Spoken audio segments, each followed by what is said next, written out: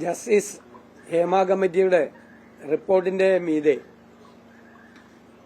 അവിടെ ആ റിപ്പോർട്ടുമായി ബന്ധപ്പെട്ട് ഇരകൾ കൊടുത്ത മൊഴിയുടെ അടിസ്ഥാനത്തിൽ അന്വേഷണം നടത്തണം. ആ അന്വേഷണം സീനിയറായിട്ടുള്ള വനിതാ IPS ഉദ്യോഗസ്ഥരുടെ നേതൃത്വത്തിൽ വേണം നടത്തണം എന്നാണ് പ്രതിപക്ഷം ആവശ്യപ്പെട്ടത്. പക്ഷെ ദൌർഭാഗ്യകരമെന്ന് പറയട്ടെ, ഇന്നലെ ഈ അന്വേഷണവുമായി ബന്ധപ്പെട്ട് മുഖ്യമന്ത്രിയുടെ ഓഫീസിൽ നിന്നിറങ്ങിയ പത്രക്കുറിപ്പിൽ ഹേമ കമ്മിറ്റി എന്നൊരു വാക്കുപോലുമില്ല.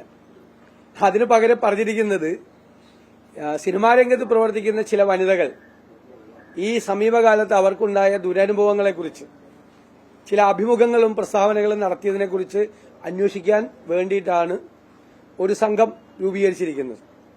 അപ്പോൾ ജസ്റ്റിസ് ഹേമ കമ്മിറ്റി ആയിട്ട് യാതൊരു ബന്ധവും ഈ അന്വേഷണത്തിനില്ല. ജസ്റ്റിസ് ഹേമ കമ്മിറ്റി റിപ്പോർട്ടിൽ ആധികാരികമായി ഇരകൾ കൊടുത്തിരിക്കുന്ന മൊഴിയും അത് സംബന്ധിച്ച പെൻഡ്രൈവും തെളിവുകളായി വാട്സാപ്പ് മെസ്സേജും ഉൾപ്പെടെയുള്ള മുഴുവൻ കാര്യങ്ങളുമുണ്ട്.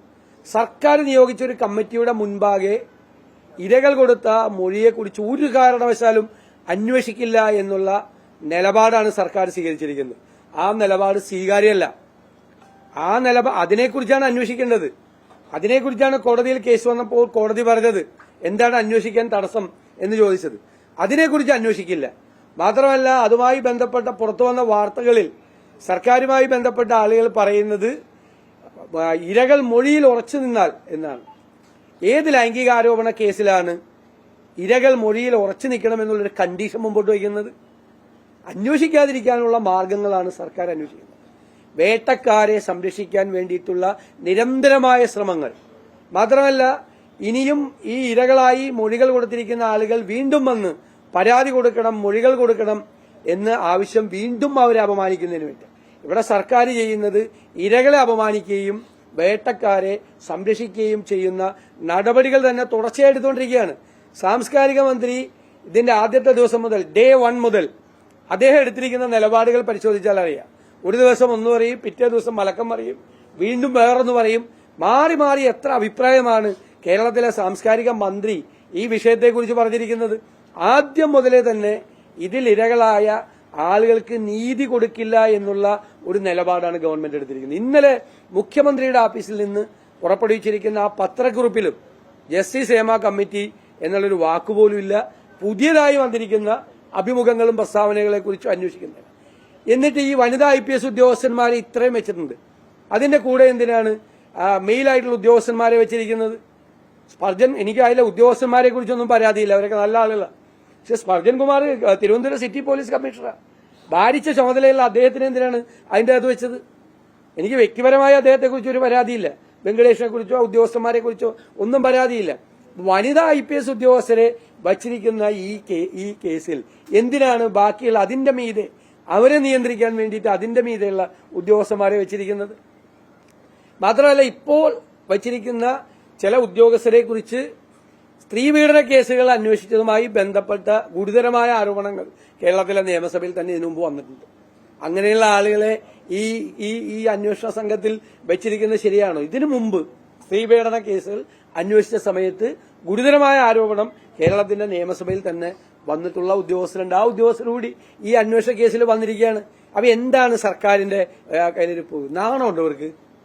ഇത്രയും ഗുരുതരമായ ആരോപണങ്ങൾ വന്നിട്ട് അതിൽ നിന്നും ഈ പ്രതികളാകേണ്ട ആളുകൾ, നിയമത്തിന്റെ മുന്നിൽ വരേണ്ട ആളുകളെ രക്ഷിക്കാൻ വേണ്ടി എന്തു വില കൊടുത്ത് സർക്കാർ ശ്രമിക്കുകയാണ്. ഇത്രയും വലിയ സമ്മർദ്ദം സർക്കാരിന്റെ മൂതെ ഉണ്ടായിട്ട്, നിയമപരമായ ബാധ്യതകൾ ഉണ്ടായിട്ട് എന്താണ് ഗവൺമെന്റ് ചെയ്തത്? ഗവൺമെന്റ് ഇതിൽ കൃത്രിമത്വം കാണിച്ചു. ആദ്യം റിപ്പോർട്ട് സോളാർ കേസ് അങ്ങനെ അല്ലായിരുന്നല്ലോ. സോളാർ കേസിൽ ഒരു കത്തുണ്ടായിരുന്നു. ആ കത്തിലെ പേജുകൾ എല്ലാ ദിവസവും വർദ്ധിച്ചു വരികയായിരുന്നു. കത്ത് എഴുതിയ ആളും പിന്നീട് ഓരോ ദിവസം വർദ്ധിച്ചു പേജുകളുടെ എണ്ണം കൂടുകയായിരുന്നു സോളാർ കേസിൽ. ഇവിടെ എങ്ങനെയാണ്? ജസ്റ്റിസ് ഹേമ കമ്മിറ്റിയുടെ റിപ്പോർട്ടിലെ പേജുകളുടെ എണ്ണം കുറഞ്ഞു വരികയാണ്. സോളാർ കേസിൽ കൂടി വരികയായിരുന്നു പേജുകളുടെ എണ്ണം. ഇവിടെ കുറഞ്ഞ് ഓരോ ദിവസവും പേജുകളുടെ എണ്ണം വരികയാണ്. അപ്പൊ അതിൽ ആ റിപ്പോർട്ട് പുറത്തുവിട്ടതിൽ തന്നെ കൃത്രിമം കാണിച്ചു.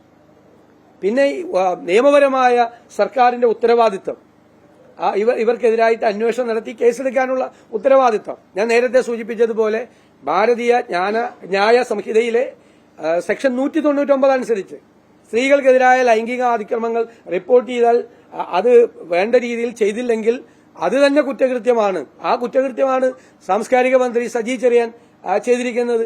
ഒരു നിമിഷം പോലും അധികാരത്തിലിരിക്കാൻ അദ്ദേഹം യോഗ്യനല്ല. ഈ വകുപ്പ് ഭരിക്കാൻ അദ്ദേഹം യോഗ്യനല്ല.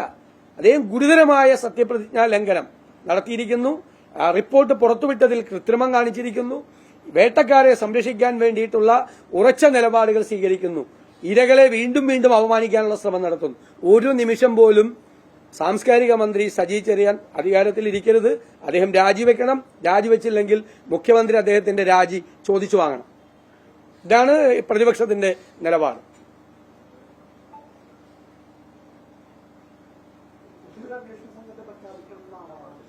എങ്ങനെ അല്ല, ഈ അന്വേഷണ സംഘം എന്ന് പറയുന്നത് പരിശോധിക്കണം. ഈ അന്വേഷണ സംഘത്തിൽ പെട്ടവർക്കെതിരായി സ്ത്രീ പീഡന കേസിൽ ഇതിനു മുമ്പ് നിയമസഭയിൽ പരാതി വന്നിട്ടുണ്ട്. അത് അന്വേഷിക്കണം. വനിതാ IPS കാരുടെ 4 പേരെ വെച്ചിട്ട് പിന്നെ അതിന്റെ മീതെ എന്തിനാണ് വേറെ മെയിൽ ഉദ്യോഗസ്ഥരെ വെക്കുന്നത്? എന്താണ് അതിന്റെ അകത്ത് സർക്കാർ ലക്ഷ്യമാക്കുന്നത്? എന്താ? പ്രതിപക്ഷമാണ് ആദ്യം ആവശ്യപ്പെട്ടത്. കാരണം ഇരകൾക്ക് നിർഭയമായി സംസാരിക്കാൻ പറ്റുന്ന വനിതാ IPS ഉദ്യോഗസ്ഥർ ഉണ്ടാകണമെന്നാണ് ഞങ്ങൾ ആഗ്രഹിച്ചത്. ഞങ്ങൾ ആദ്യത്തെ ദിവസം ഈ റിപ്പോർട്ട് പുറത്തു വന്ന ആദ്യത്തെ ദിവസം കേരളത്തിലെ പ്രതിപക്ഷം ആവശ്യപ്പെട്ടതാണ് സീനിയർ ആയിട്ടുള്ള വനിതാ IPS ഉദ്യോഗസ്ഥരുടെ നേതൃത്വത്തിൽ അന്വേഷണം നടത്തണം. അവിടെ അതെന്തിനാ മിക്സ് ചെയ്ത്? അപ്പൊ അവരെ വിശ്വാസമില്ലേ? അതാണ് ചോദ്യം.